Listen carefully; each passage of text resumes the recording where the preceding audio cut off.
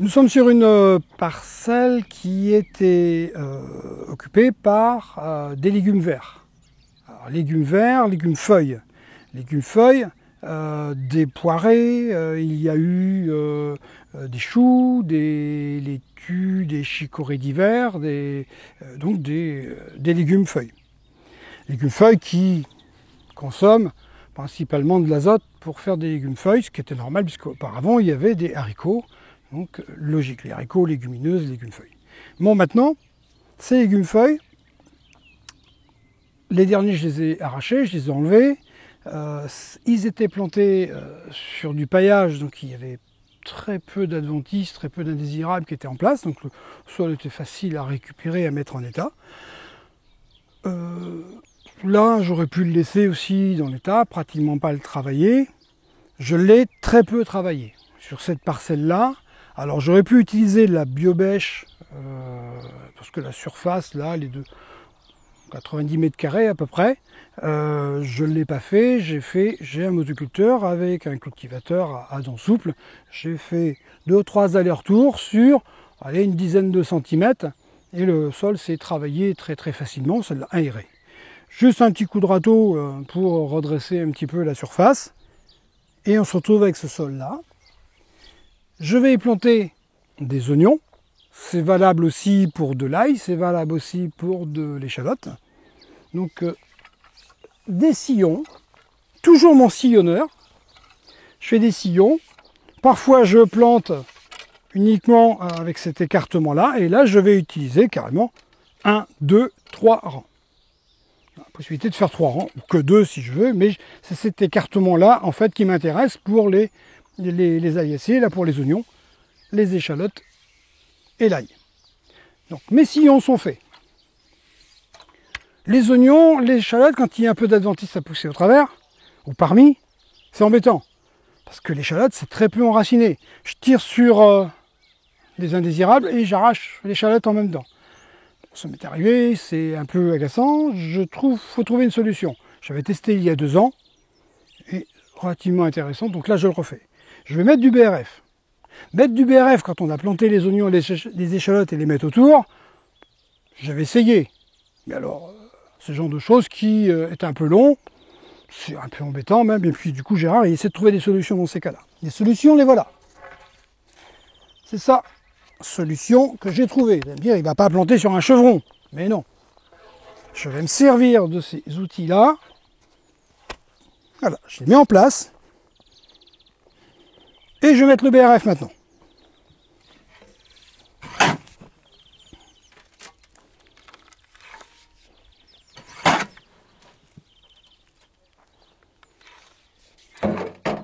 Mon BRF est posé. Il faut l'égaliser. Là, j'ai mis des gants parce que parfois il y a des petits morceaux de bois qui peuvent être agressifs. Donc on va se protéger. Alors, simplement, hop, là vous voyez là aussi, je pose les genoux tout de suite par terre, parce que déjà le sol n'est pas humide. Et puis je me mets à la bonne hauteur, ça m'évite aussi de me casser le dos.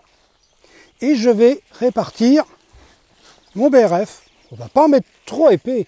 Lorsque je fais du paillage sur des arbustes, sur certaines plantations, voire même des choux, des choses comme ça, je peux mettre 4-5 cm, voire 7-8 cm de BRF sur certaines cultures.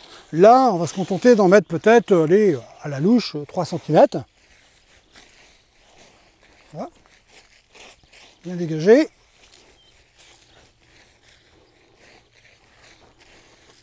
On va me dire, oui, ça prend un petit peu de temps, ça. Oh, oui, un petit peu. Pas trop fatigant non plus. Et puis beaucoup moins de temps que de biner, arroser, même si on n'arrose pas beaucoup les oignons et les échalotes. Voilà. Ça, normalement j'enlève mon chevron maintenant. Si j'enlève mon chevron, tout va retomber dans le sillon que je viens de faire. Donc on va éviter que ça tombe. Eh bien, on va jouer à la marelle. Voilà, je le tasse un petit peu sur les côtés.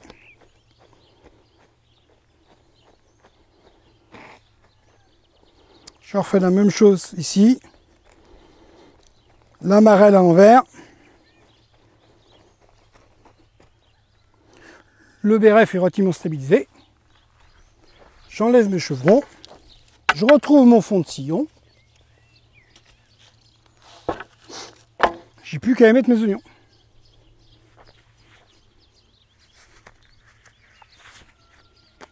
On va y mettre des oignons.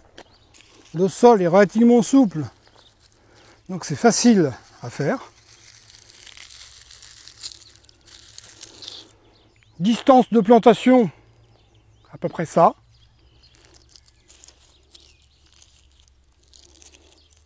Appuyez simplement un peu dessus. Pas besoin de transplanteur, hein.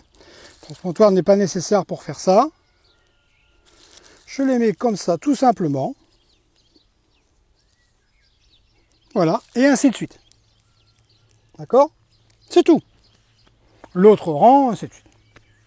Alors, il reste un petit peu d'espace. Là, il peut y avoir quelques petites cochonneries qui poussent parmi. Je ne vais pas m'amuser à le faire ça, parce que j'ai des amis dans le jardin.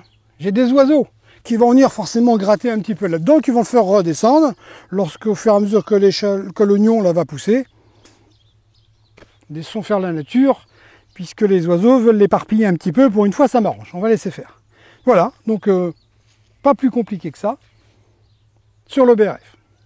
Donc voilà pour les oignons, il y a de l'échalote qui est mise en place comme ça, l'ail a été faite comme ça aussi. Alors là j'ai juste à côté une parcelle qui est restée vierge.